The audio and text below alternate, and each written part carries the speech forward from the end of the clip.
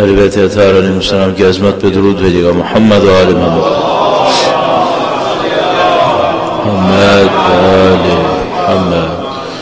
وقت کے امام کی حضور ادائے احترام کے لیے ان کی ظہور کی تعجیل کی دعا کے لیے ایک بار پھر درود بھیجے گا. محمد و آل محمد.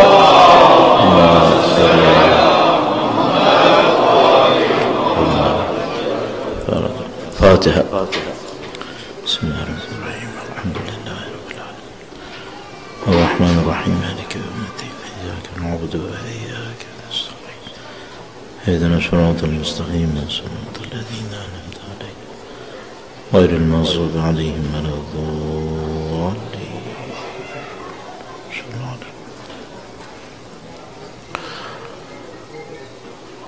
ایک بار پھر درود بھیجے گا. محمد و آل محمد. صلی علی محمد آل محمد وعجل فرجهم. اعوذ باللہ من الشیطان الرجیم. بسم اللہ الرحمن الرحیم. الحمد للہ رب العالمین والصلاة والسلام على سید الانبیاء والمرسلین حبیب الہ العالمین ابو القاسم محمد صلی علی آلہ وعلى آلہ الطیبین الطاہرین سیما بقیت اللہ فی الارضین. قال اللہ تعالی فی کتابہ الکریم. بسم اللہ الرحمن الرحیم. ام حسبت ان اصحاب الكهف والرقیم كانوا من آیاتنا عجبا. درود بھیجے گا. محمد و آل محمد. صلی علی محمد و آل وعجل فرجهم. پروردگار عالم کا انتہائی احسان ہے، اس نے ہمیں سید الشہداء کی محبت سے نوازا ہے، ان کے فرش اعضاء پر بیٹھنے کی سعادت نصیب فرمائی ہے. اس دعا کے ساتھ کہ انشاءاللہ مرتے دموں تک ہمیں اہل بیت کی بہترین چاہنے والوں میں قرار فرمائے. انشاءاللہ دنیا اور آخرت میں اہل بیت کی ہمراہی نصیب فرمائے. ان کے فرزند کے ظہور کا دن دیکھنا نصیب فرمائے. ان کی نصرت کی راہ میں شہادت نصیب فرمائے انشاءاللہ. تمام دعاؤں کی قبولیت کے لیے عزیزان سید الشہداء کی مزید توفیقات کے لیے حفظ و سلامتی کے لیے درود بھیجے گا. محمد و آل محمد. صلی علی محمد و آل محمد وعجل فرج. دین و مبین میں کچھ چیزوں کو بنیاد کے طور پر پیش کیا گیا ہے جس کے اوپر پوری دین کی عمارت تعمیر ہے، جن کو ہم اصول دین تعبیر کرتے ہیں. اور یہ اصول دین در حقیقت عقائد ہیں. یہ ہمارے وہ عقیدے ہیں جو کائنات کے بارے میں ہیں، اس میں کیا ہے اور کیا نہیں ہے. تو اصول دین میں توحید ہے، یعنی ایک خدا ہے، نبوت ہے، نبی ہیں، امامت، اسی طرح عدل، قیامت، یہ سب کچھ کیا ہے کائنات کے اندر، اس کے پوری کلیکشن کو ہم اصول دین تعبیر کرتے ہیں. ہمارے عقائد کا مجموعہ ہے. اس کے بعد ایک دوسرا حصہ آتا ہے کہ ہمیں کیا کرنا چاہیے، جو فروع دین کے اندر آتا ہے کہ نماز پڑھنی چاہیے، روزہ رکھنا ہے، نماز پڑھنی ہے، اور باقی فروع دین آتے ہیں. البتہ اس کے بیچ میں ایک اور حصہ بھی آتا ہے جس کو ہم اخلاق تعبیر کرتے ہیں. کیا بہتر ہے اور کیا بہتر نہیں ہے، کیا اچھا ہے اور کیا برا ہے۔ دین کی ساری عمارت ہم بچپن سے سنتے آ رہے ہیں کہ توحید کے اوپر ہے، اللہ کی وحدانیت کے اوپر ہے، اور اس وحدانیت کا اگر عقیدہ ہے اور یہ ہے کہ اس کے اوپر پورے دین کی عمارت ہے، تو ہمیں اپنے طور پر سوچنا چاہیے کیا واقعاً جس طرح ایک دین ایک عمارت ہوتی ہے اور اس کی فاؤنڈیشن ہوتی ہے اور اس فاؤنڈیشن کے اوپر وہ عمارت ہوتی ہے، کیا اس طریقے سے ہے کہ مثال کے طور پر عمارت اس بنیاد کے سوا بھی کچھ اور ہے باہر؟ یعنی یہ ممکن ہے کہ آپ پوری فاؤنڈیشن کو علیحدہ کر دیں اور بلڈنگ کو علیحدہ کر دیں؟ کیا توحید دین کی بنیاد ہے وہ اس طرح کی بنیاد ہے کہ مثال کے طور پر اسٹارٹنگ پوائنٹ میں توحید ہے اور بعد میں باقی دین ہے؟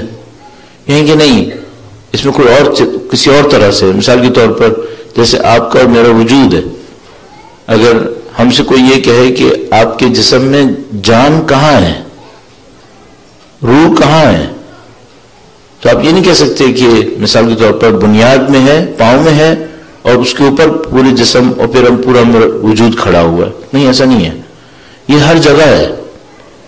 تو میں آپ سے پوچھنا چاہوں گا کہ جو دین توحید کے اوپر قائم ہے، کیا وہ پہلی مثال کی طرح ہے جیسے ایک بلڈنگ اپنی فاؤنڈیشن کے اوپر ہوتی ہے، یعنی کہ نہیں توحید دین کی بنیاد ہے؟ یعنی اس طرح جیسے میرے اور آپ کے وجود میں ہماری جان ہے، ہر چیز میں توحید ہے۔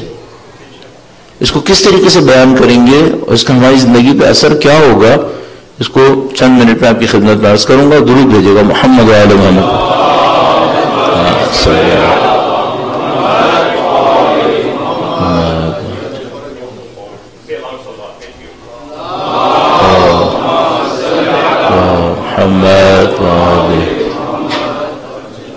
انہوں نے ریکویسٹ کی ہے کہ اگر آپ لوگوں کی پاسبل ہے تو آپ لوگ درود پڑھتے ہوئے تھوڑا سا آگے تشریف لے آئیے گا۔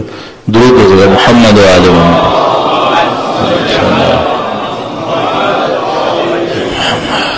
بار دیگر درود بھیجے گا محمد و آل محمد پر۔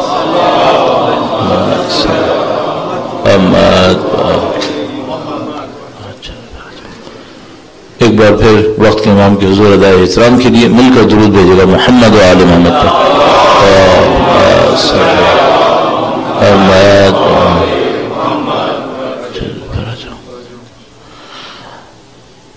ہم نے عرض کیا آپ کی خدمت میں کہ توحید پہ ہم جب کہتے ہیں توحید کے بارے میں کہ اس پہ دین کی عمارت قائم ہے، یہ دین کی بنیاد ہے، تو اس سے ہماری مراد کیا ہے؟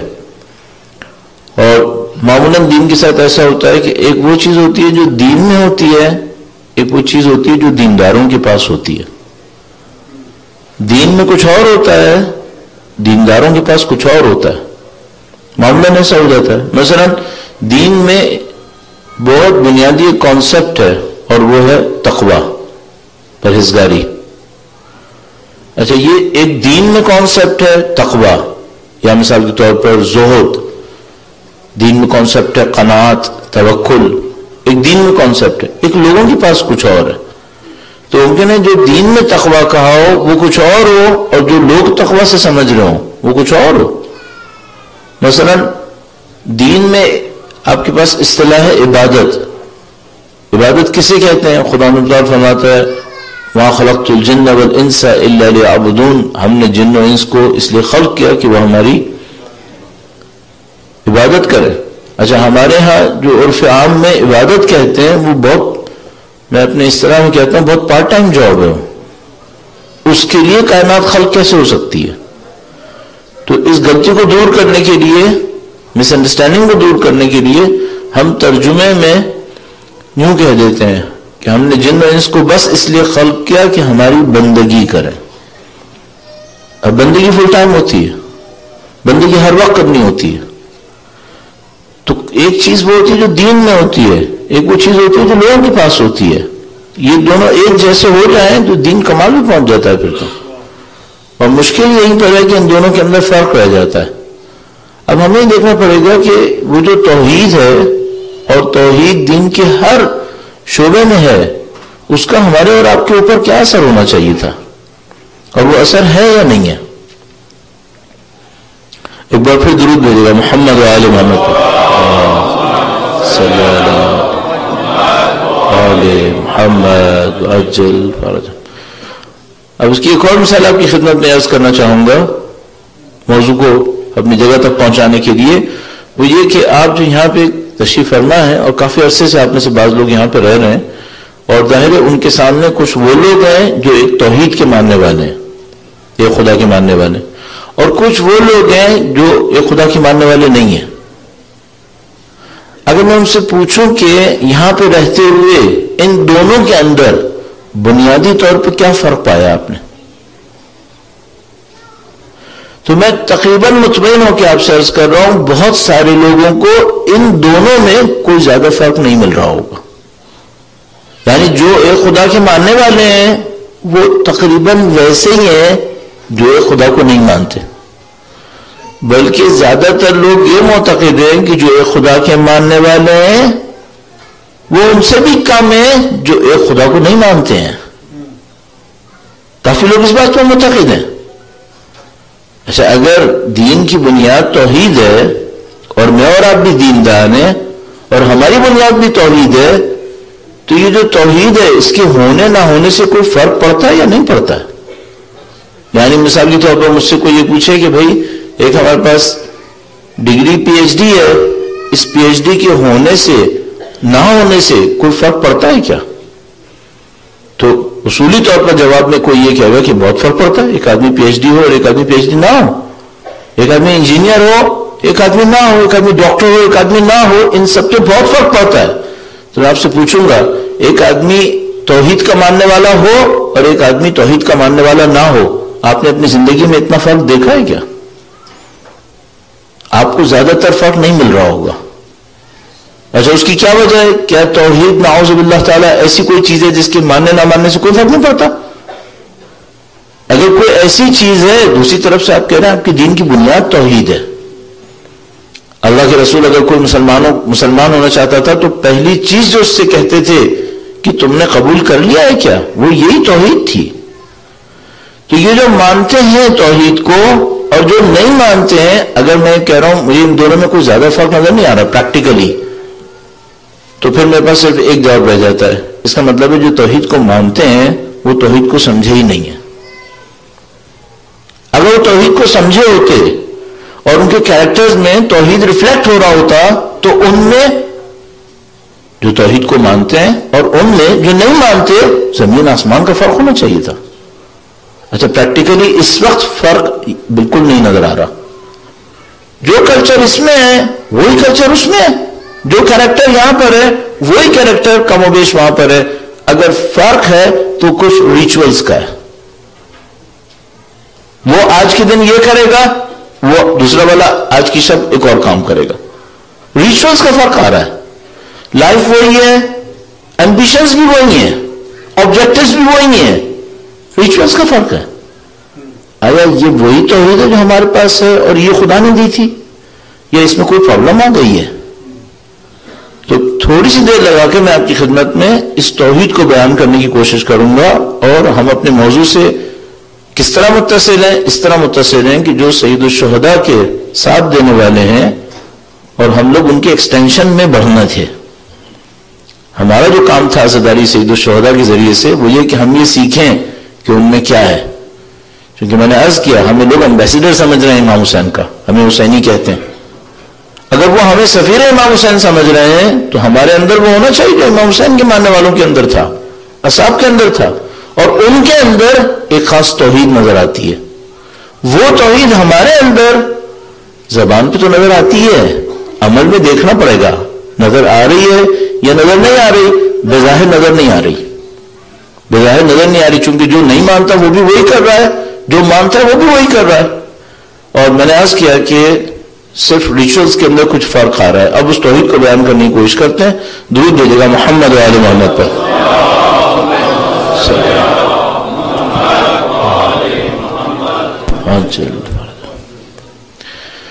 ایک اور مشکل جو ہم لوگوں کے ساتھ ہے، اور الٹا کام یہ ہو گیا کہ جو مسلمان ملک میں پیدا ہوئے ان کے ساتھ یہ مشکل زیادہ ہے، جو یہاں پیدا ہوئے اور تھوڑے بہت دیندار تھے ان کے ساتھ یہ مشکل کم ہے۔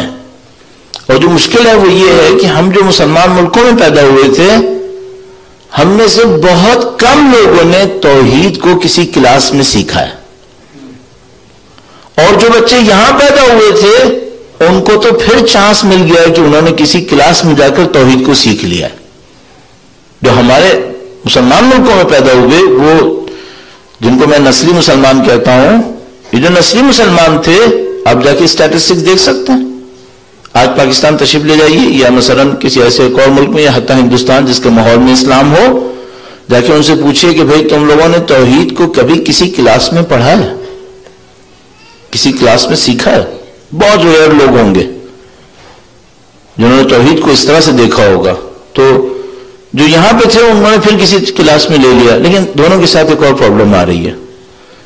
جو توحید ہم سیکھتے ہیں اس کو اپنے عمل سے کنیکٹ نہیں کر پا رہے، ہم کنیکشن ایجاد نہیں کر پا رہے۔ بالکل ایسے ہی جیسے بہت سارے لوگ مجالس کے اندر سید الشہداء کا ذکر سیکھتے ہیں لیکن اپنی زندگی میں حسینیت نہیں لا پاتے، حسینیت نہیں لا پا رہے۔ تو ہمیں دیکھنا پڑتا ہے کہ بھئی یہ کنیکشن کیوں نہیں بن رہا ہے۔ تو مشکل تو یہاں پہ ہے کہ بھئی توحید کو ہم نے سیکھا کہاں پر ہے۔ میں کوشش کروں گا آپ کی خدمت میں آج کے دن تھوڑا سا توحید کے بارے میں عرض کروں، اور اس کا جو اثر ہمارے اوپر ہونا چاہیے تھا، جس طرح ہونا چاہیے تھا، اس کو بھی تھوڑا سا بیان کرنے کی کوشش کروں۔ ظاہر ہے کہ ہمارے پاس وقت بہت محدود ہوتا ہے، بہت ساری چیزیں ہوتی ہیں جو بیان کرنی ہوتی ہیں، اس کے لیے کوشش کریں گے۔ درود بھیجے گا محمد و آل محمد پر۔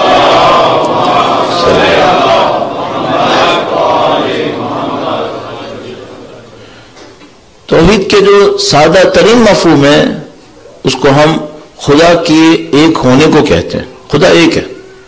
کیا مطلب خدا ایک ہے؟ وحدانیت، جس کو آپ لوگ انگلش میں ونس کہیں گے۔ البتہ شاید کبھی ایک زمانے میں اس کو یونٹی بھی تعبیر کیا جاتا تھا، جو بالکل ہی غلط تھا۔ یونٹی تو بالکل ہی غلط ہو جائے گا، تو بالکل شرک کی طرف جائے گا۔ ونس زیادہ بہتر لفظ سمجھ میں آتا ہے۔ سادہ زبان میں یہ کہ خدا ایک ہے۔ اچھا، جو خدا ایک ہے اس کی تفصیل کیا ہے؟ اس کی تفصیل میں سب سے پہلی کیٹیگری ہم بناتے ہیں توحید ذاتی، یعنی خدا کی ذات ایک ذات ہے۔ یہ کوئی دو نہیں ہے، تین نہیں ہے، نہ صرف یہ کہ دو اور تین نہیں ہے، بلکہ یہ کوئی کمپاؤنڈ بھی نہیں ہے۔ جیسے ہم لوگ کمپاؤنڈ ہیں، ہم لوگوں میں ذات میں ایک باڈی ہے اور ایک سول ہے، روح اور جسم ہے۔ خدا میں ایسا نہیں ہے۔ خدا میں جو کچھ ہے ایک ہی ہے۔ اس کی اور ڈیٹیلز بھی ہیں، میں اس میں نہیں جانا چاہوں گا۔ خدا کی صفات اس کی ذات کے علاوہ نہیں ہوتی۔ مثلا وہی خدا جو کریم ہے وہ وہی ذات ہے، ذات خدا ہے۔ ہمارے اوپر صفتیں ایڈیشن ہوتی ہیں۔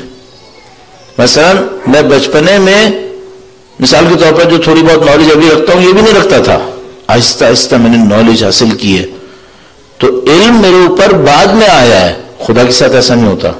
خدا کی ذات ایک ہی ذات ہوتی ہے، ساری صفتیں اس کے اندر ہوتی ہیں، کوئی تبدیلی بھی نہیں آتی اس کے اندر، ایک رہتا ہے وہ۔ یہ ہو گیا توحید ذاتی۔ اب اس کے اپنے دلائل ہیں، کیوں ہم معتقد ہیں، مثلا اس کے فلسفیکل کیا آرگومنٹس ہو سکتے ہیں، جو سائنٹیفک ہو سکتے ہیں وہ کیا ہو سکتے ہیں، اور اسی طریقے سے مثال کے طور پر اگر کوئی مسٹک ٹائپ کا کوئی دیکھنا چاہے، عرفانی اس کی دلائل کیا ہو سکتے ہیں، یہ سب مختلف طریقوں سے گفتگو کی جاتی ہے۔ اس کو ہم کہتے ہیں توحید ذاتی۔ اچھا، اس کو اگر میں معتقد نہ ہوں تو کیا ہوگا؟ اصلا شرک ہے۔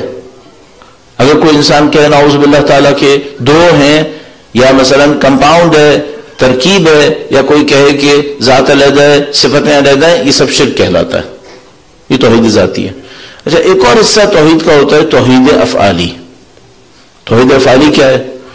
افعال ظاہر ہم ایکس کو کہتے ہیں، ڈیڈز۔ توحید افعالی، تو توحید افعالی کا مطلب یہ ہوتا ہے کہ اس کائنات کو ایک ہی خدا نے خلق کیا ہے۔ خالق دو نہیں ہے، خالق ایک ہی ہے۔ نہ صرف خالق ایک ہی ہے، بلکہ جو کچھ کائنات میں ہو رہا ہے وہ سب اس کے ارادے سے ہو رہا ہے۔ نہیں چاہے کچھ نہیں ہو سکتا۔ اچھا، یہ ہو گیا توحید افعالی۔ اس کا ڈسکرپشن بہت سادہ ہے، آبجیکشن اس کے اوپر بہت زیادہ ہے۔ آبجیکشن بہت زیادہ ہے۔ مثال کے طور پر ایک زلزلہ آیا، اتنے لوگ مر گئے، کیا یہ بھی خدا کے حکم سے ہوا ہے؟ ہاں، یقیناً خدا کے حکم سے ہوا ہے، تو اتنے لوگ کیوں مرے؟ پھر خدا نے اتنے بندے اپنے ارادے سے کیوں مار دیے؟ اور ظاہر کہ ہم سید الشہداء کی عزاداری میں، تو اگر کوئی کہے توحید افعالی سب کچھ خدا کی مرضی سے ہوتا ہے، سامنے والا پوچھے گا کہ کیا سید الشہداء جو شہید ہوئے یہ بھی خدا کی مرضی سے تھا؟ تو ہم کہیں گے ہاں یہ بھی خدا کے ارادے سے تھا، خدا کی مرضی سے تھا. تو سامنے والا کہے گا پھر خدا نے کیوں اس پہ رضایت دی کہ اس طرح سید الشہداء مارے جائیں؟ اب جو توحید افعالی ہوتی ہے اس کی کچھ گہرائیاں ہوتی ہیں، اور اس کی گہرائیوں میں ہماری زندگی سے کنیکشن بھی بن رہا ہوتا ہے. اچھا، معمولاً جو ایک خدا کے ماننے والے ہیں وہ توحید ذاتی کے اوپر رکے ہوئے ہیں. ہم ایک خدا کو مانتے ہیں، دو کو نہیں مانتے. اس کے بعد جب توحید افعالی پہ بات آتی ہے اس کے کمپلیکیشن میں لوگ نہیں جاتے، اور لائف کے ساتھ جو ہمارا کنیکشن ہے توحید افعالی کا اس میں بھی نہیں جاتے. میں پہلے 4 قسم توحید کی عرض کر دوں پھر توحید افعالی پہ واپس آتے ہیں. توحید کی ایک تیسری قسم ہے، اس کو توحید تشریعی کہتے ہیں. تشریع کا مطلب لیجسلیشن. لیجسلیشن کا رائٹ صرف خدا کے پاس ہے. کوئی قانون نہیں بنا سکتا، صرف خدا کا قانون ہوگا. ہاں خدا ہم سے کہے کہ یہاں تم بنا سکتے ہو وہاں ہم بنا سکتے ہیں، ورنہ قانون صرف خدا بنائے گا. مثال کے طور پر سبا سینٹر کے قوانین کس نے بنائے؟ خدا نے بنا کے دیے؟ نہیں. کاؤنسلز بیٹھی مثال کے طور پر ایڈوائزز ہوئی، جو کچھ بھی ہوا یہ قوانین بن گئے. تو قانون بنانے کا حق اگر صرف خدا کے پاس تھا تو یہ کہاں سے آ گیا؟ یہاں پہ خدا نے اجازت دی ہے. تم لوگ اپنے کاموں کو منظم کرنے کے لیے ٹریفک کے رولز بناتے ہو، یہ کرتے ہو وہ کرتے ہو. اس میں تشریع سے ٹکراؤ نہیں ہے. ٹکراؤ کب آتا ہے؟ خدا کہتا ہے شراب پینا حرام ہے، ایک آبادی سب مل کے کانسنسس ہو جاتا ہے کہ ہم اس کو حلال کرنا چاہتے ہیں. نہیں، یہ نہیں ہو سکتا. اگر آپ توحید کے ماننے والے ہیں تو حکم بنانے کا حق صرف خدا کے پاس ہے، کسی اور کے پاس یہ حق نہیں ہوگا. اسی طریقے سے نبی کون بنائے گا؟ خدا بنائے گا. امام کون بنائے گا؟ یہ سب خدا بنائے گا. سب لوگ متفق ہو جائیں اور ایک جگہ پہ جمع ہو کر یہ فیصلہ کریں ہم نعوذ باللہ تعالیٰ امام کے پیرلل کچھ اور بنا رہے ہیں، ایکسیپٹڈ نہیں ہے. یہ رائٹ صرف خدا کے پاس ہے اور کسی کے پاس نہیں ہے. آخری توحید ہے توحید، البتہ یہ اقسام 10 بھی ہو سکتی ہیں، ڈیپتھ کے اوپر ڈیپینڈ کرتا ہے. ایک اور قسم، آخری نہ کہوں، ایک اور قسم ہے توحید عبودی. بندگی، عبادت صرف خدا کی ہوگی. فوراً کوئی کہے گا ہاں بالکل صحیح ہے، عبادت بس خدا کی ہوگی اور کسی اور کی عبادت ہو سکتی ہے؟ نہیں ہو سکتی. کیا کوئی پاسبلٹی ہے کہ کوئی انسان اپنی عبادت کرتا ہو؟ آپ نے بتوں کی عبادت سنی ہوگی، پتھروں کی عبادت سنی ہوگی، سورج چاند ستاروں کی عبادت سنی ہوگی. کیا آپ نے کبھی سنا ہے کہ کوئی انسان اپنی عبادت کرتا ہو؟ قرآن کریم فرماتا ہے ہاں ایسے انسان ہوتے ہیں. ارأیت من اتخذ الہہ ہوا، آئے تم نے دیکھا ہے ایسے انسان کو جو اپنی خواہشات کو اپنا خدا بنا لیتا ہے، اس کی عبادت کرتا ہے. کیوں؟ عبادت کسے کہتے ہیں؟ عبادت یہ کہتے ہیں جو یہ کہے گا میں وہ کروں گا، عبادت اسے کہتے ہیں. بندگی، جس کی اسی خاطر میں عبادت کا ترجمہ بندگی میں کر رہا تھا. بندگی کا مطلب ہوتا ہے جو یہ کہے گا میں وہ کروں گا. اچھا، جو خدا کا ماننے والا ہے وہ کیا کرتا ہے؟ وہ کہتا ہے جو خدا کہے گا میں وہ کروں گا. اور جو اپنے آپ کو خدا بنا لیتا ہے وہ یہ کہتا ہے جو میرا دل چاہے گا میں وہ کروں گا. اچھا، آج کے زمانے میں ایک خدا کے ماننے والے اس توحید میں مشکل میں نہیں پھنسے گئے. چھوٹی چھوٹی باتوں پہ خدا سے لڑ رہے ہیں. تو نے تو یہ چاہا ہے لیکن میں یہ کروں گا.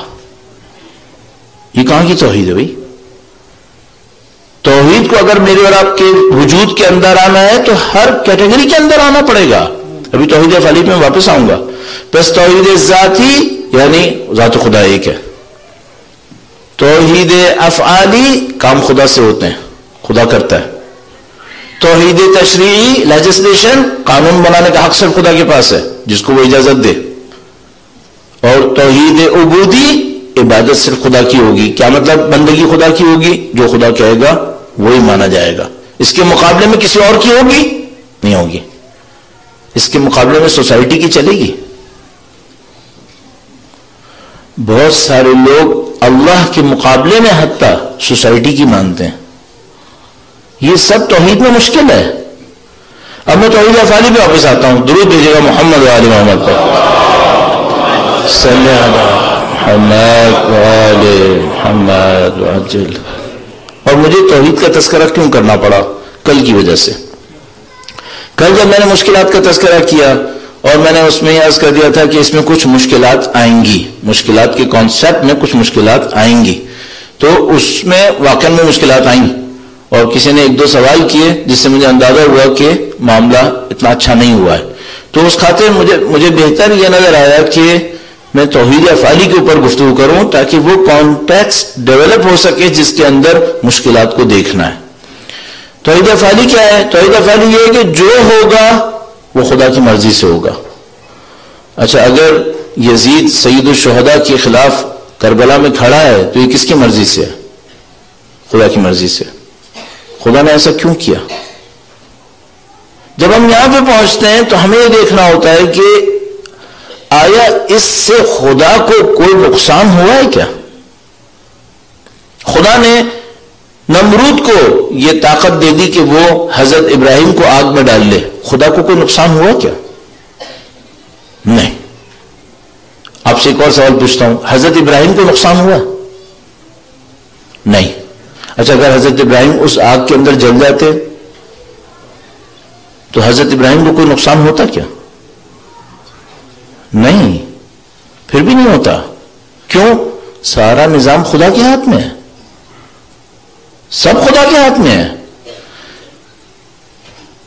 خدا کے نظام میں خوبیوں میں سے، بہت اچھی کوالٹیز میں سے اس کی ایک کوالٹی یہ ہے، خدا نے کبھی کسی کام میں جلدی نہیں کرنی.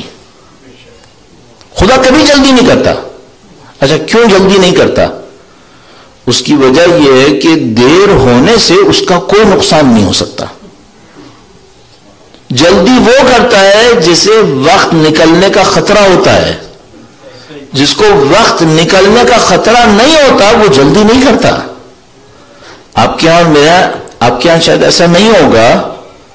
ایک مثال دیتا ہوں جو یہاں پہ شاید نہیں ہوگا لیکن کہیں اور ہو سکتا ہے. مثلا فرض کریں آپ نے کسی جہاز میں بیٹھ جائیں، آپ جلدی کریں گے چونکہ اگر ایک سرٹن ٹائم تک آپ کاؤنٹر پہ نہیں پہنچے بند ہو جائے گا. ٹھیک ہے، آپ کے یہاں نہیں ہوگا ایسا، ہمارے یہاں ہو جائے گا. پائلٹ بھی جلدی کرے گا کیا؟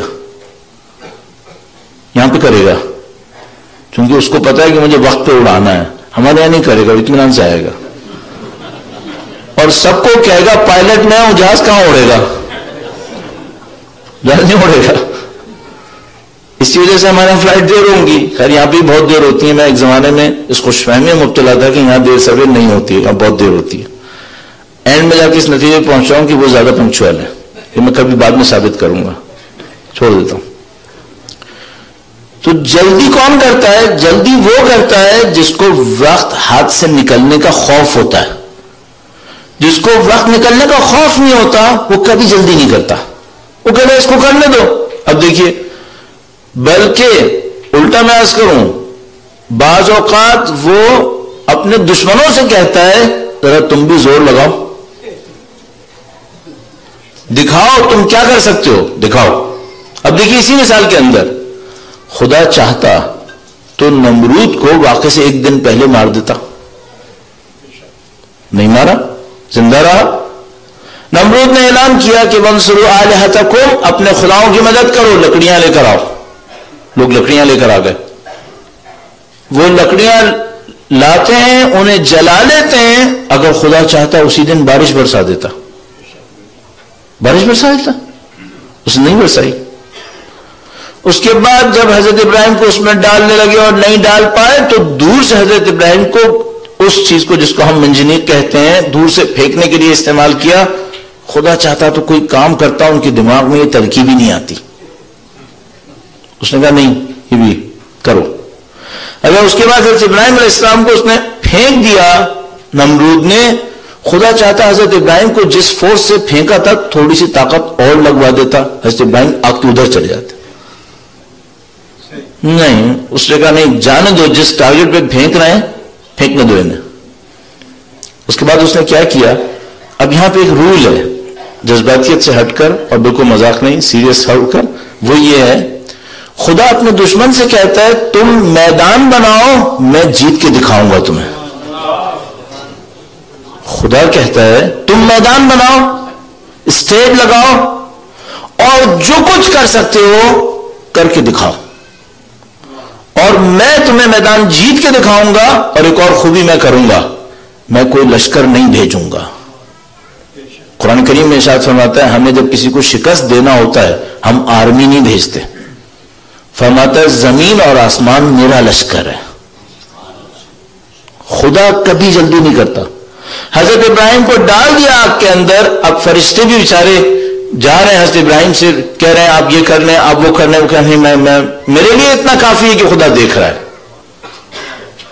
میرے لیے اتنا کافی ہے کہ خدا دیکھ رہا ہے.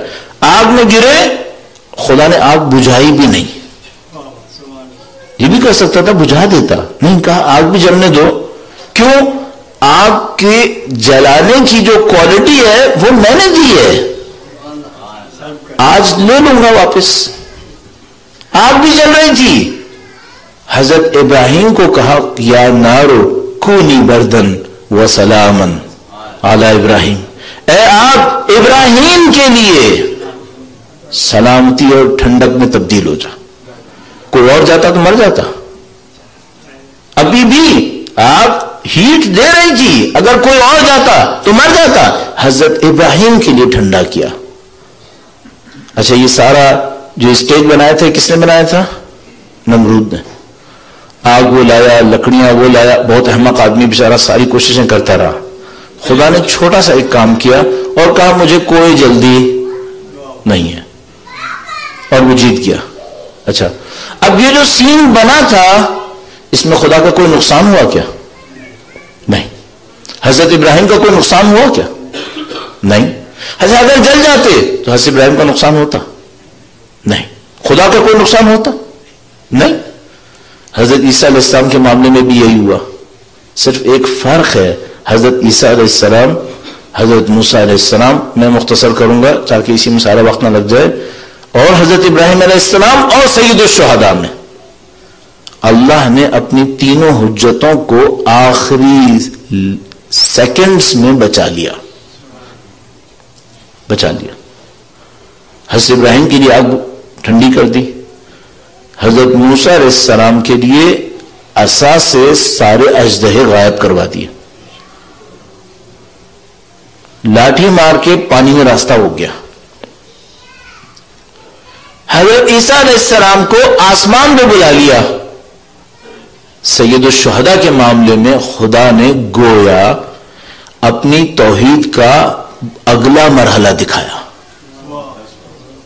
اور کہا کہ اب تک تو تم نے میری توحید یہاں تک دیکھی تھی نا کہ میری حجت کو آخری لمحے میں نجات ملتی تھی.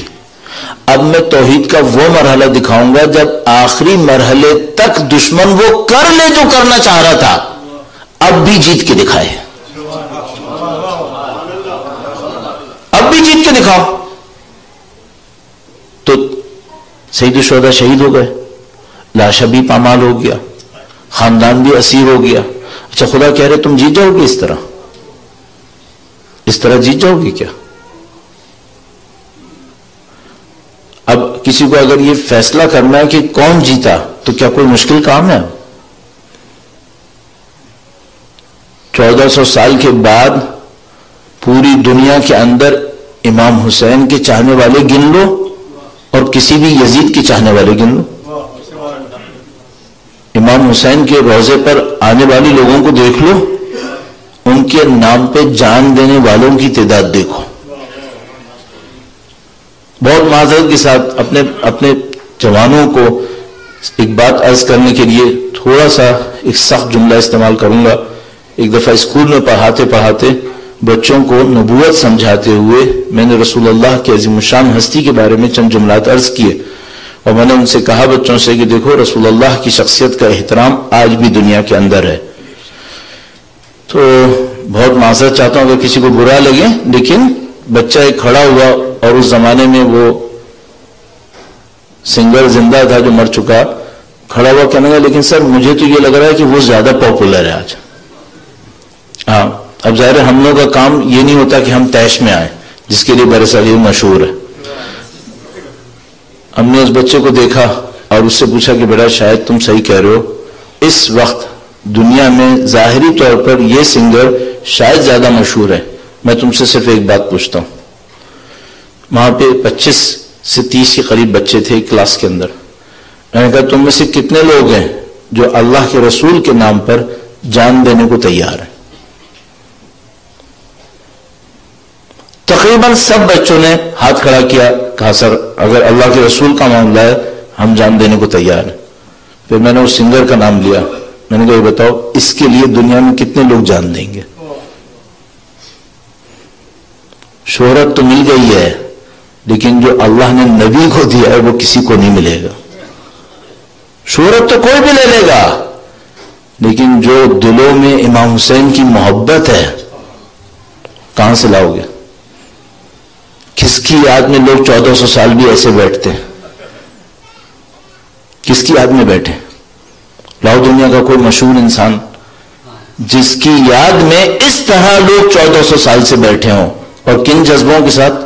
ان جذبوں کے ساتھ کہ اس کے نام کے آنے کی دیر ہے. ایک دفعہ مرجع تقلید نے یہ کہا کہ کربلا کو خطرہ ہے، لوگ دفاع کے لیے تیار ہو جائیں. ایک ہفتے کے اندر 10 لاکھ سے اوپر لوگوں نے، عورتوں اور مردوں نے نام لکھوایا. امام حسین کا معاملہ تو ہم یہاں ہیں. داعش کی ہمت ہے کہ یہاں پر آئے؟ وہ جتنا بھی کچھ کر سکتے تھے وہ کر چکے تھے، لیکن صرف ایک ذرا سی چنگاری چاہیے تھی اور لوگوں کو یہ کہنا تھا کہ دیکھو بھائی امام حسین کا معاملہ ہے. اچھا اگر ظاہری طور پہ آپ دیکھیں تو امام حسین کا معاملہ نہیں تھا بلکہ امام حسین کی قبر مقدس کا معاملہ تھا. لوگوں نے کہا نہیں امام حسین کا معاملہ تو دور، روضہ اقدس کے نزدیک بھی کسی کو نہیں آنے دیں گے. اور پھر لوگوں نے ایک اور بات کہی، انہوں نے کہا روضہ سید الشہداء دور کی بات، تم نے اگر ان کی بہن کے روضے کی بھی نزدیک آنے کی کوشش کی، پوری بریگیڈز وہاں جمع ہو گئیں پوری دنیا سے، اہل بیت کے چاہنے والے، اور پرچموں کے اوپر ایک نعرہ لکھ دیا، ہم سب آپ کے عباس ہیں، ہم سب آپ کے عباس ہیں. 1400 سال پہلے تو دشمنوں کو موقع مل گیا کہ خیمے کے نزدیک آ جائے، اب جب تک زندہ ہیں اب نہیں آنے دیں گے. اور ثابت بھی کیا کہ ہم عباس ہیں. تو مطلب کیا ہے عزیزان محترم؟ یہ طاقت جو اس وقت ہے، اور میں آپ کی خدمت میں عرض کروں پوری غیبت کبریٰ میں ایسی طاقت اہل بیت کے چاہنے والوں کے پاس کبھی نہیں تھی. آپ میری بات کو مبالغہ آرائی یا جذباتیت مت سمجھیے گا، میں آپ کو پورے اطمینان کے ساتھ عرض کر رہا ہوں. اسٹڈیز کرنے کے بعد جو طاقت اس وقت اہل بیت کے چاہنے والوں کے پاس ہے یہ پوری غیبت کبریٰ کے اندر کبھی نہیں تھی. اگر میں کہوں کہ ابتدائی اسلام سے آج تک کبھی نہیں تھی تب بھی غلط نہیں ہے. آپ بہت سنہری دور میں ہیں، آپ بہت اچھے دور میں، آپ کی ذمہ داریاں بھی اتنی زیادہ ہیں، آپ کی ذمہ داریاں اتنی زیادہ ہیں. بدقسمتی سے یہ نہ ہو کہ خدا آپ کو کسی کام کی طرف لے جانا چاہتا ہو اور آپ دنیا میں ہی غرق ہو جائیں، اپنی ذمہ داری کو بھلا دیں. کہیں یہ نہ ہو جائے. خدا نہ کرے اگر ایسا ہوا تو پھر میں آپ کی خدمت میں عرض کروں گا عزیزان محترم، خدا کا دین میرے اور آپ کا انتظار نہیں کرے گا. قومیں آتی رہیں گی. یہ پرچم آج ہمارے ہاتھ میں ہے، یہ گارنٹیڈ نہیں ہے کہ ہم نے اس کو نعوذ باللہ تعالی اگر طریقے سے نہ اٹھایا تو سب نعوذ باللہ تعالی کوئی اٹھانے والا نہیں ہوگا. نہیں، دنیا میں قومیں آتی رہیں گی. کوئی اور قوم نہیں، نعوذ باللہ ایسا نہ ہو کہ ہم پیچھے رہ جائیں. نہیں، ساری قومیں ملیں، ہم بھی اس میں ہوں. اور اللہ کرے کہ ہمیں خدا جس طرح ہمارے اجداد کو خدا متعال نے عزت دی ہے کہ انہوں نے پرچم سید الشہداء کو بلند رکھا ہے، ہمیں بھی یہ عزت دے کہ ہم اس پرچم کو سربلند رکھیں انشاءاللہ تعالی. اس دعا کی قبولیت کے لیے درود بھیجے گا. محمد و آل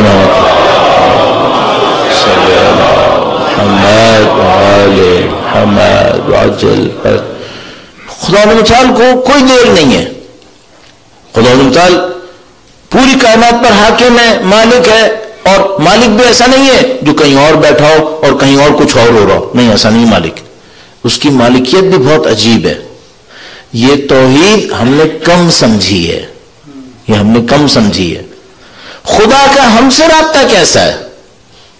مثلا میں اور آپ یہاں پر ہیں، خدا کے اذن سے ہیں، بالکل. ایک سیکنڈ توجہ نہ دے تو کیا ہوگا؟ یہ پوری کائنات ختم ہو جائے گی. اس کی کوئی مثال ہے دنیا کے اندر؟ حقیقتاً یہ کہ کوئی مثال نہیں ہے، لیکن ذرا سا نزدیک لانے کے لیے مثال کہہ سکتے ہیں آپ. جیسے یہ بلبس الیکٹریسٹی سے جل رہے ہیں اور اس کا کوئی سورس ہے جہاں یہ الیکٹریسٹی جنریٹ ہو رہی ہے. اگر وہاں سے ڈسکنیکٹ ہو جائے، یہاں کچھ نہیں ہے، پھر یہاں پہ ڈارکنیس ہے. صرف ایک فرق ہے، یہ ڈارک بھی ہوا تو کچھ رہے گا، بلب رہے گا یہاں پہ، یا ایل ای ڈیز رہیں گی، جو کچھ بھی ہے. خدا کا اور ہمارا رشتہ ایسا ہے کہ اگر اس نے ایک لہجہ توجہ نہیں دی، ہم نتھنگ ہیں. پھر ایسا نہیں ہے کہ فیوزڈ بینگ ہے یا کنفیوزڈ بینگ ہے. نہیں، ہم بینگ ہے ہی نہیں، ہم نتھنگ ہیں. پھر یہ ہمارا خدا کے ساتھ تعلق ہے. اور صرف خدا سے ہی نہیں ہے، ہمارا صرف نہیں ہے تعلق، پوری کائنات ایسے ہی ہے. اگر پوری کائنات ایسے ہی ہے تو اب ذرا مشکلات کو دیکھیے گا. اب آپ نے توحید کا تصور دیکھ لیا، پوری کائنات خدا کے قبضے قدرت میں ہے. اچھا، اب میرے اوپر ایک مشکل آئی ہے. کس کے اذن سے آئی ہے؟ خدا کے اذن سے. یہ جو مشکل آئی ہے، یہ دو صورتیں ہو سکتی ہیں. نعوذ باللہ، میں نے کوئی گناہ کیا ہے جس کی وجہ سے یہ مشکل آئی ہے. میں نے کیئر نہیں کی، میں مریض ہو گیا. میری کوئی غلطی تھی جس کی وجہ سے مشکل آئی ہے. اچھا، اگر ایسا ہے تو مجھے مدد کس سے مانگنی چاہیے؟ خدا سے. آئی اسی کے ارادے سے ہے. میں خدا کی طرف دیکھوں گا، خدایا تو نے اپنی رضا سے میرے اوپر ایک مصیبت ڈالی ہے، مشکل ڈالی ہے، میں تیری رضا پہ راضی ہوں، اپنی غلطی کی اصلاح کرنا چاہتا ہوں، میری ہدایت فرما. میں کیئرلیس تھا، ایک مشکل آ گئی، میں نے کوئی گناہ کیا، نعوذ باللہ، کوئی مشکل آ گئی. تیسری دفعہ میں کیئرلیس نہیں تھا، میں نے کوئی گناہ نہیں کیا، لیکن خدا مجھے کوئی انعام دینا چاہتا تھا، کوئی ریوارڈ دینا چاہتا تھا، اس خاطر اس نے مشکل ڈالی ہے. تینوں صورتوں میں خدا سے شکوہ کروں یا خدا کے سامنے راضی رہوں؟ تینوں صورتوں میں رزلٹ ایک ہی ہے، خدا سے راضی رہو. خدا سے راضی رہو، اپنے اندر کریکشن کرو، اپنے اندر طاقت لاؤ، خدا سے مدد مانگو. چاہے امتحان ہو، چاہے سزا ہو، چاہے غفلت ہو، میں نے غلطی کی. تینوں صورتوں میں میں خدا کے سامنے.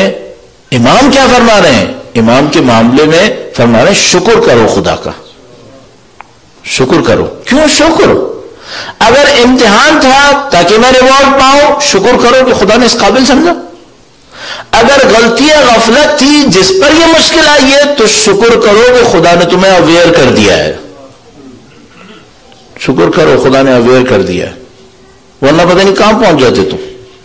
ہر صورت میں مشکل بری چیز نہیں ہے. اچھا، اپنے آپ کو ڈیولپ کرنے کی کوشش نہ کروں؟ بالکل کریں. اگر آج کمائی کم ہے، زیادہ کمائی نہیں لاؤں، بالکل لائیں، اس میں کوئی پرابلم نہیں ہے. لیکن سب سے پہلے یہ دیکھیے گا خدا کیا چاہ رہا ہے، خدا کیا چاہتا ہے، اس کو پہلے چیک کر لیجئے گا، پھر بات آگے بڑھائیے گا. اس کو ہم توحید کہتے ہیں. بدقسمتی سے یہ توحید ہماری زندگیوں میں مسنگ ہے، یہ توحید مسنگ ہے. اچھا، اگر کسی کے اندر یہ توحید ہوتی ہے تو کیا ہوتا ہے؟ میں چند جملے سلسلے میں عرض کروں گا، وقت بالکل اختتام پر ہے. کل اس سلسلے کو تھوڑا سا اور آگے بڑھائیں گے. آپ لوگوں کے احساس کے مطابق جس ٹیمپریچر کے آپ آتی ہیں تھوڑی سی گرمی ہو رہی ہے، میرے جیسے کے لیے کوئی گرمی نہیں ہو رہی ہے، تو آپ اس کو تھوڑی سی دیر کے لیے جھیل لیجئے اور گرمی کا احساس مت کیجئے. درود بھیجیے گا محمد و آل محمد پر.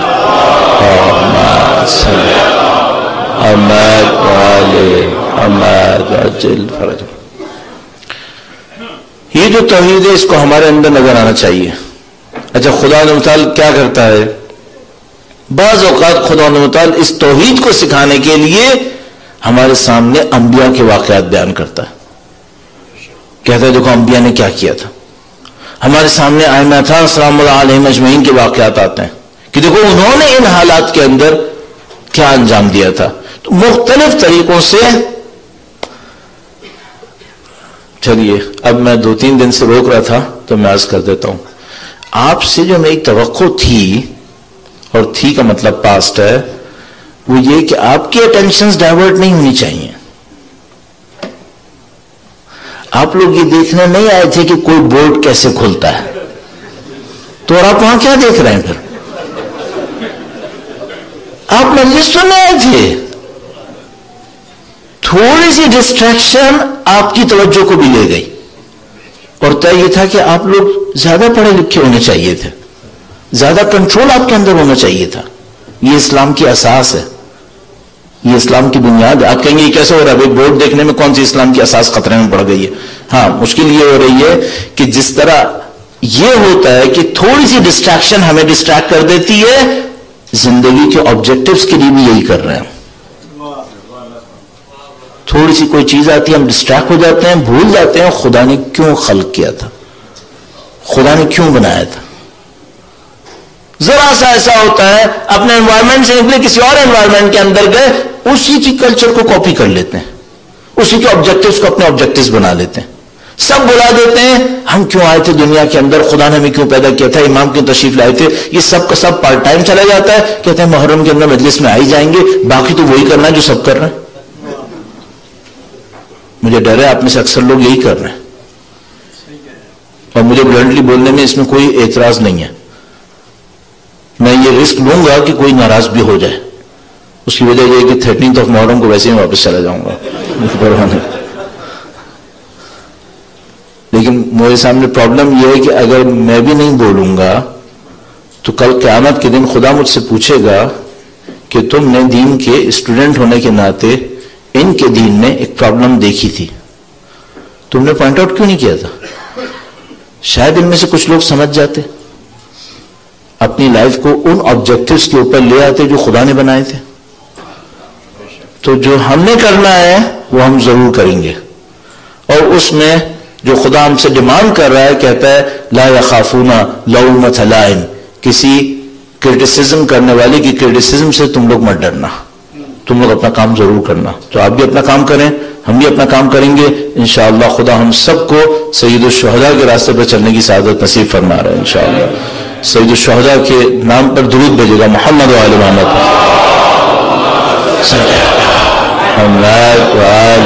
محمد وعجل فرج. اور آپ کی ساری محنتیں اس وقت آپ کے اور کام آئیں گی جب انشاءاللہ آپ اور میں اپنی زندگی میں سید الشہداء کے فرزند کا ظہور دیکھ سکیں. ہماری اور آپ کی محنتیں اس دن کام ضرور آئیں گی. تو آپ اور میں اس توحید کو اپنے وجود کے اندر لانے کی کوشش کریں. اچھا، اس توحید کو اپنے اندر کیسے لائیں؟ ہمارے پاس وقت بہت کم ہے، لیکن چند منٹ اس کے اوپر لگاؤں گا. میں اتنی محنت کر کے یہاں تک آیا ہوں تو اس کو مجھے چھوڑنا نہیں چاہیے. اس توحید کا ہمارے اوپر اثر کیا پڑے گا یہ میں کل عرض کرنے کی کوشش کروں گا.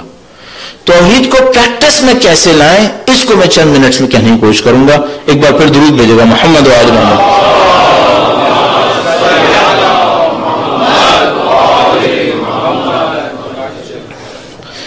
پہلا کام یہ کیجئے، توحید کو سمجھنے کی کوشش کریں. توحید کے بارے میں جو بیانات امیر المومنین سے ہمیں ملے ہیں وہ آپ کو معلوم ہے دنیا میں اور کہیں سے نہیں مل سکتے تھے. کسی نے ایک دفعہ کسی سے پوچھا کہ تمہارے پاس کیا دلیل ہے کہ نبی کے صحیح جانشین امیر المومنین ہے؟ تو اس نے کہا کہ دیکھو سارا دین بنا ہوا ہے توحید پر. ہم وہ توحید لاتے ہیں جو ہم نے امیر المومنین سے سنی ہے. تم اور کہیں سے لا سکتے ہو تو توحید لے کر آؤ. پھر دونوں توحید کو نزدیک لاؤ اور دیکھو کس کی توحید میں مضبوطی ہے. جو توحید امیر المومنین نے بیان کی ہے، بدقسمتی یہ ہے کہ اس کو پڑھنے والا کون ہے؟ نہج البلاغہ میں ان خطبات کو پڑھا کس نے؟ یہ بھی ایک مسئلہ ہے کہ وہ پڑھ بھی لیتے تو سمجھنے میں کافی دشواری آتی، بہت سخت ہے.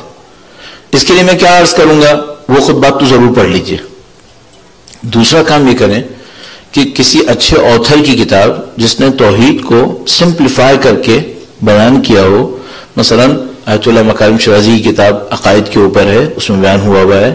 آیت اللہ جعفر سمانی کی کتاب ہے، آیت اللہ مصباح یزدی کی کتاب ہے. یہ ساری اردو میں بھی جس میں میں بول رہا ہوں اور انگلش میں بھی کافی حد تک ٹرانسلیشن ہوئی ہوئی ہیں.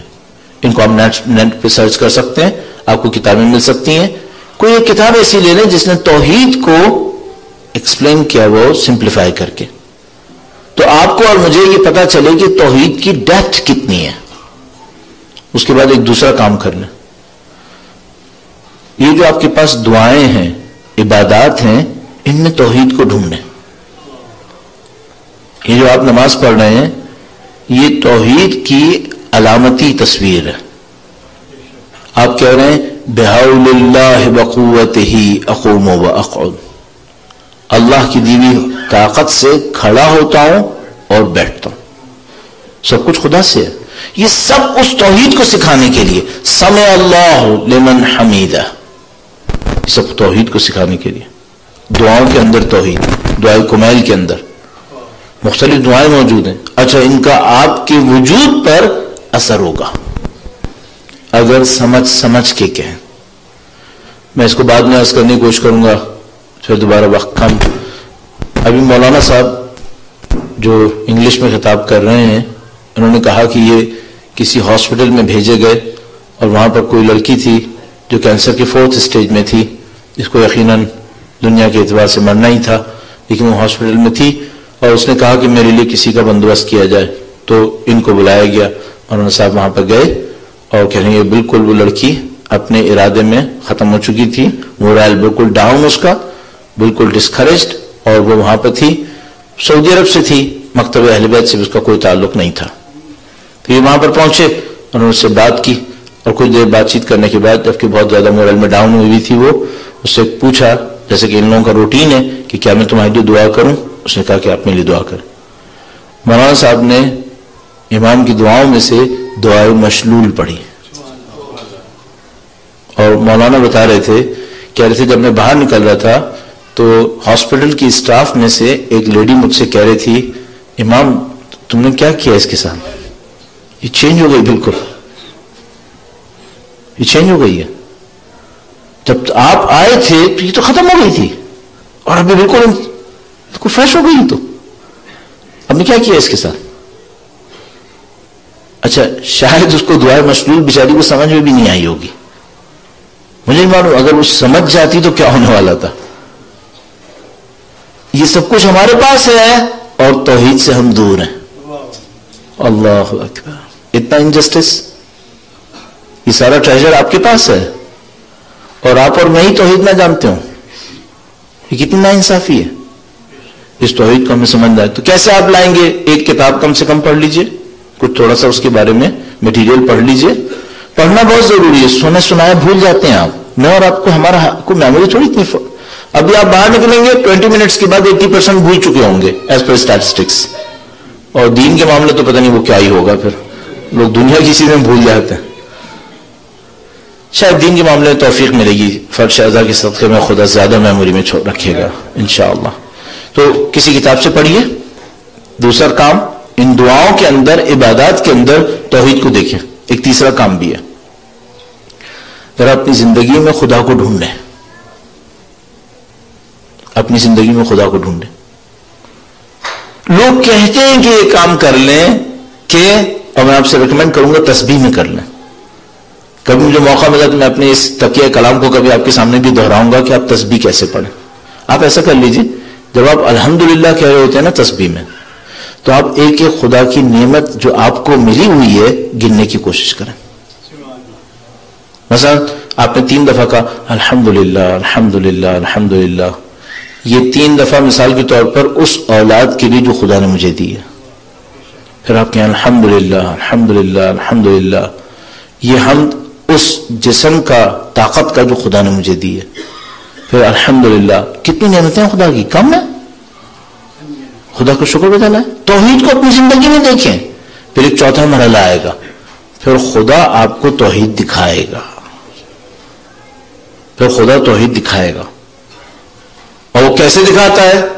سادہ ترین فارمولا یہ ہے، مصیبت میں ڈالے گا اور آپ کا ری ایکشن دیکھے گا، اور جب آپ کا ری ایکشن خدا کی طرف ہوگا تو خدا اپنے وجود کا جلوہ آپ کو دکھائے گا. یہ ریوارڈ اس وقت ملے گا جب آپ مشکلات پہ نہیں گھبرائے. اور اگر آپ مشکلات پہ بوکھلا گئے اور خدا سے کہا خدا یہ مشکل کیوں آئی، تو خدا مشکل اٹھا لے گا لیکن جلوہ بھی نہیں دکھائے گا. اور آپ مشکل اٹھنے کے بعد یہ سمجھیں گے اچھا یہ فلاں آدمی نے میرا مسئلہ حل کر دیا ہے. آپ خدا کو بھی نہیں دیکھ پائیں گے. تو تھوڑا مشکلات پہ صبر کرنا سیکھیں. مشکلات پہ تھوڑا سا صبر کرنا سیکھیں. کربلا ہمیں یہی سکھا رہی ہے. کیا کسی روایت میں ہے کہ اہل کربلا گھبرائے؟ جھوٹے بھی کسی نے نہیں لکھا ہے. جھوٹی روایتیں ہمارے پاس اتنی ہوتی ہیں، کسی نے جھوٹے میں بھی نہیں لکھا کہ اہل کربلا گھبرائے. نہیں، سب لوگ پیسفل، سب کو اطمینان ہے. کس بات کا اطمینان ہے؟ یہ لوگ اپنی آنکھوں سے خدا کو دیکھ رہے تھے. گویا ان کے لیے مسئلہ یہ نہیں تھا کہ یہ کیلکولیشنز کریں گے میری طرح کہ اگر خدا ہوگا تو یہ ہوگا اور یہ چونکہ خدا ہے تو یہ نہیں. یہ لوگ دیکھ رہے تھے خدا ہے. توحید کے سیکھنے کی ایک طریقہ میرے ذہن میں ہے، میں کل آپ کی خدمت میں عرض کروں گا. تھوڑی سی بات اس کے اوپر باقی ہے ابھی. یہ لوگ توحید کو دیکھ رہے تھے، خدا کو دیکھ رہے تھے، خدا کے وجود کو احساس کر رہے تھے اپنے وجود کے اندر. لہذا جب یہ ان تمام معاملات کو دیکھ رہے تھے، یہ لوگ بعض ان میں سے، میں دعوے کے ساتھ آپ کی خدمت میں عرض کر رہا ہوں، روایت ہمارے پاس موجود ہے، ان میں سے بعض خوش تھے. عام آدمی کی بات کر رہا ہوں میں. خوش تھے. تو ایک اتنا خوش تھا، اس کے برابر میں کھڑے بندے نے اس سے کہا کہ اتنے سخت وقت میں، جو اہل بیت پہ سختی کا وقت ہے، تم خوش کیوں؟ کہنے لگا میں اپنے آپ میں اور اللہ کی دی ہوئی جنت میں اتنا سا فاصلہ دیکھ رہا ہوں، خوش کیوں نہ ہوں؟ جو کچھ مجھے زندگی سے ملنا تھا اتنا سا فاصلہ رہ گیا. اب مولا اجازت دیں گے میں میدان میں جاؤں گا، میں شمشیر چلاؤں گا، مارا جاؤں گا، معاملہ ختم. جو مجھے ملنا تھا وہ مل گیا. تو خوش کیوں نہیں ہوں؟ تمہاری بات صحیح ہے. اس نے کہا تمہاری بات صحیح ہے، سخت وقت ہے، لیکن جب اپنی کامیابی کو اتنا نزدیک دیکھتا ہوں تو میرا دل خوش ہو رہا ہے کہ میں نے کامیابی حاصل کر لی. اور ان لوگوں کے لیے ہم کہتے ہیں یا لیتنا کنا معکم، کاش ہم آپ کے ساتھ ہوتے، کاش ہم آپ کے ساتھ ہوتے. تو عزیزان محترم، یہ توحید جب ہمارے اندر آتی ہے، اور میں آپ کی خدمت میں پہلے ہی کہہ دوں، آپ جب توحید پہ کام کریں گے مشکلات آئیں گی. کبھی نہیں کہوں گا مشکلات نہیں آئیں گی، نہیں، مشکلات آئیں گی، کیونکہ اس کے بغیر آپ توحید سیکھ ہی نہیں پائیں گے. مشکلات آئیں گی، صرف خدا آپ کو وہ دل دے گا جس کو مشکل لگے گی نہیں. اور آپ کے بہت سارے دوستوں نے، بھائیوں نے پاکستان میں مختلف شہروں ملکوں کے اندر ان مسائل سے توحید سیکھی ہے. البتہ بہت سارے لوگ تو بوکھلا گئے ہیں، گرین اور بلیک اور یلو کارڈز کے پیچھے بھاگ رہے ہیں، لیکن کچھ ہیں جنہوں نے توحید سیکھ لی ہے. انہوں نے کہا ٹھیک ہے، ہم نے اپنی آنکھوں سے خدا کو دیکھ لیا، کیا ہے خدا اور کس طرح نصرت کرتا ہے. یہ کربلا نے سکھایا ہمیں، یہ کربلا نے سکھایا. بحمدللہ رب العالمین، آپ کو خدا نے موقع دیا، آپ کو اور ہمیں. عزیزان محترم، ایک جملہ اور عرض کروں گا، میں بہت دیر کر دی، میں ہر روز سوچتا ہوں تھوڑا سا پہلے ختم کر دوں گا لیکن پھر بھی دیر ہو جاتی ہے. وہ یہ ہے کہ اگر آپ یہاں پہ تشریف لا رہے ہیں، سید الشہداء کے فرش کے اوپر تشریف لا رہے ہیں، تو ایک بات میں گارنٹی سے آپ سے کہہ سکتا ہوں، اور آپ بھی اس کو سمجھتے ہیں، آپ کا یقین ہے اس بات کے اوپر، کیا شیطان آپ کو یہاں لائے گا کبھی؟ شیطان نہیں لائے گا. اس کا مطلب کیا ہے؟ میں جذباتیات میں آ کے نہیں کہنا چاہ رہا ہوں، لیکن اس کا مطلب یہ امام حسین آپ کو یہاں لائے. کم سے کم یہ کہ امام حسین نے آپ کے لیے اپنے دروازے کو کھولا رکھا ہوا ہے. اگر میں برا بھی ہوں نا تو مجھے ایک بات سوچنی چاہیے. میرے مولا مجھ سے کہہ رہے ہیں تم برے تھے نا، لیکن میں نے تمہیں آنے دیا، اب میری دعوت کا لاج رکھ لو اور اچھے ہو جاؤ. اگر میں برا بھی ہوں نا تو میں یہ سوچوں گا کہ میں کتنا برا تھا. میں اتنا برا تھا کہ اگر لوگ یہ جانتے ہوتے کہ میں کتنا برا ہوں تو مجھے شاید سلام بھی نہیں کرتے، شاید مجھ سے ملتے بھی نہیں. لیکن میرے مولا نے مجھے آنے کی اجازت دی ہوئی ہے. اگر تصور کیجئے اگر کسی برے آدمی کو امام حسین اپنے گھر پہ دعوت دے دیں، اس کو شرم آنی چاہیے یا نہیں آنی چاہیے؟ اعزائے محترم، آپ سید الشہداء کی دعوت پہ یہاں پہ آئے ہوئے ہیں. آپ خود فرماتے ہیں اہل بیت اطہار علیہ السلام تشریف لاتے ہیں، آپ ان کی دعوت پہ یہاں پہ آئے ہوئے ہیں. آپ کو مجھے اپنا خیال رکھنا چاہیے، جو میرے اندر خرابیاں مجھے دور کرنا چاہیے، اور اس بابرکت نورانی محفل سے مجھے فائدہ اٹھانا چاہیے. اور بہت اچھا موقع طلب کرنے کا، دعا کرنے کا وہ وقت ہے جب آپ مصائب کے اندر ہوں. تھوڑا سا دل نرم ہو جائے. محبت خدا کے لیے ہو، یہی عبادت ہے. یہ کہ آپ کا دل تھوڑا سا امام حسین کی یاد میں نرم ہو رہا ہو، تھوڑا سا غم آپ اپنے اندر فیل کر رہے ہو، یہ کس بات کی نشانی ہے؟ اس بات کی نشانی ہے کہ اس آدمی کا امام حسین سے کوئی کنیکشن ہے. یہ عبادت ہے، یہ کنیکشن عبادت ہے. اور آج آپ نے یہاں پہ تشریف فرما ہے. آج کا دن دو مظلوم جوانوں سے نہیں، نوجوانوں سے منسوب ہے. دو بچوں سے منسوب دن ہے. آج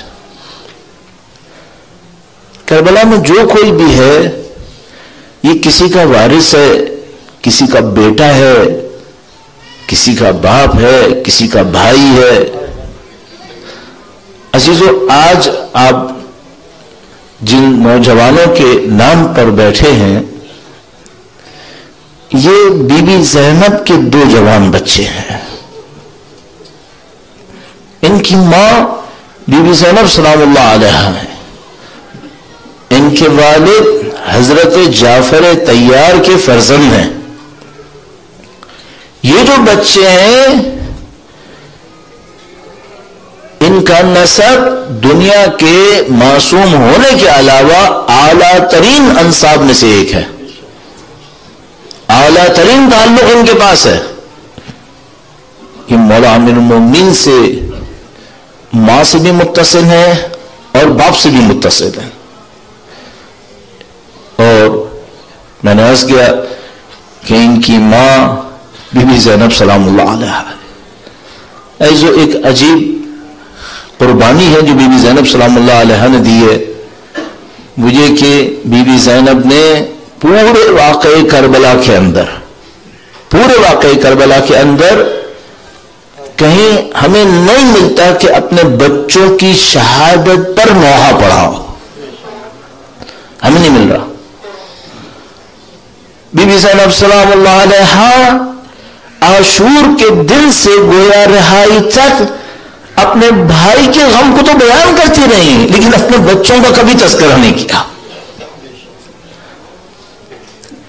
آپ جو یہاں پہ تشریف فرما ہیں آپ بی بی زینب سلام اللہ علیہا کو پرسہ دینے کے لیے یہاں پر آئے. تو آج دن اور محمد کا ہے. یہ دونوں بچے بی بی زینب سلام اللہ علیہا کی گویا کمائی کے طور پر ہیں. کربلا کے میدان میں ان کے والد ان کو بھیجتے ہیں، سید الشہداء کے ساتھ آتے ہیں. بی بی زینب سلام اللہ علیہا اپنی اولاد میں کوئی جوان نہیں پا رہی جس کو امام حسین پر قربان کرے. وہ بی بی زینب سلام اللہ علیہا نے اپنی ساری توقع ان دو بچوں سے رکھی ہوئی ہے کہ میں اپنے بھائی کے لیے جو بھی قربانی خود دوں وہ علیحدہ ہے، لیکن یہ دو بچے جا کر میرے بھائی پر قربان ہونے والے ہیں. ہمارے پاس روایت اور بیان موجود ہے کہ سید الشہداء شب عاشور مختلف خیموں میں جاتے تھے اور دیکھتے تھے کہ وہاں لوگوں کی حالات کیا ہیں، لوگ کیا گفتگو کر رہے ہیں. جب بی بی زینب سلام اللہ علیہا کے خیمے میں پہنچتے ہیں تو دیکھتے ہیں کہ بی بی زینب نے دونوں بچوں کو سامنے بٹھایا ہوا ہے اور ان سے کہہ رہی ہیں کہ دیکھو بیٹا، ایسا نہ ہو کہ قاسم پہلے چلے جائے، تمہیں پہلے قربانی دینی چاہیے، تمہارا سن کم ہے، تمہاری عمر کم ہے، لیکن ایسا نہ ہو کہ علی اکبر پہلے چلے جائے، تمہیں پہلے قربانی دینی چاہیے. اور دیکھو جب میدان میں جاؤ تو جا کے ثابت کرنا کہ تم علی مرتضیٰ کی نسل میں سے ہو.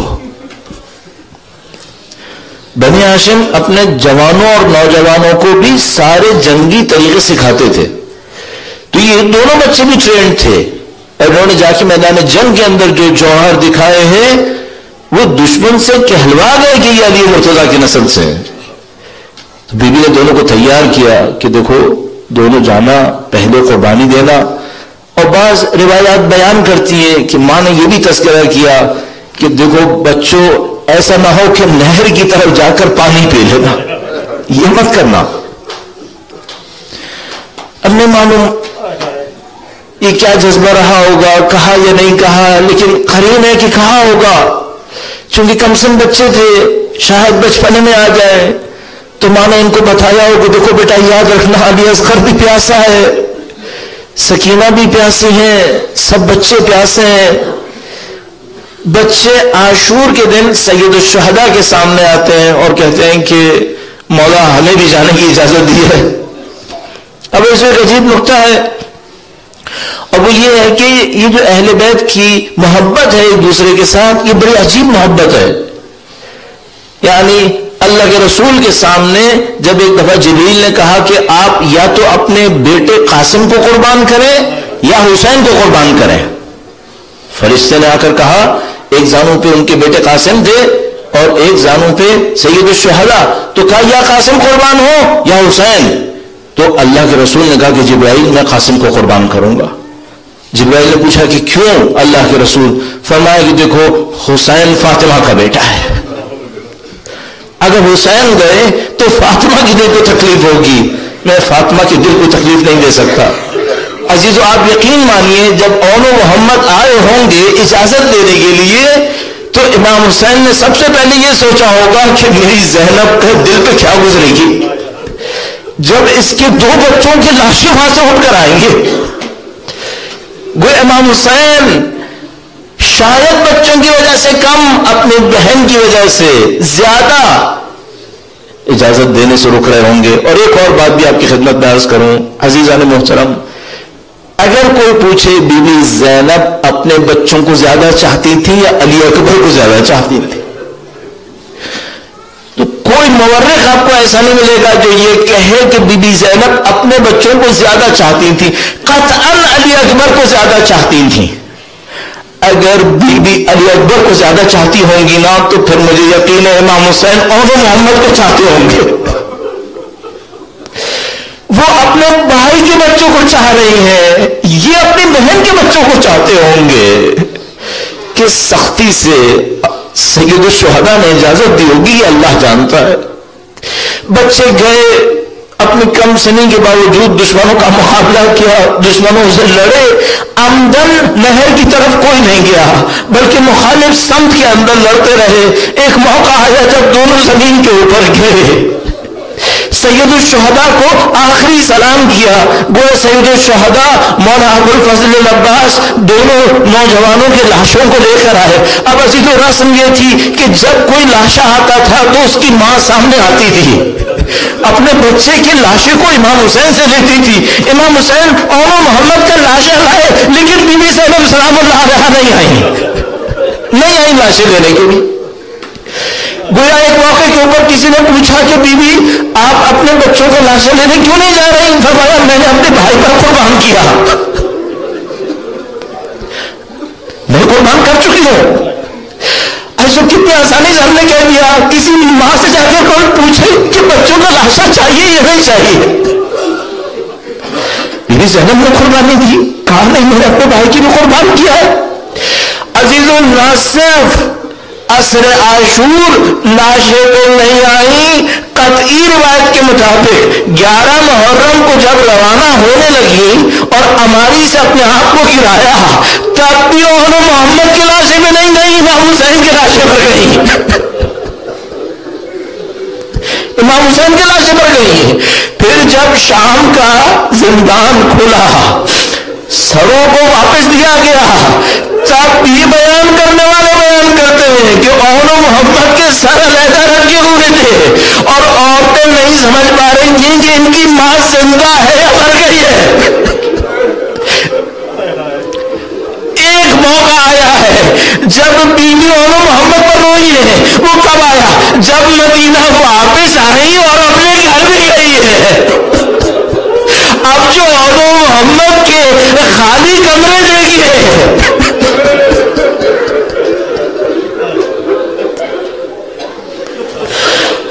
لعنة الله على القوم الظالمين وسيعلم الذين ظلموا أي منقلب ينقلبون.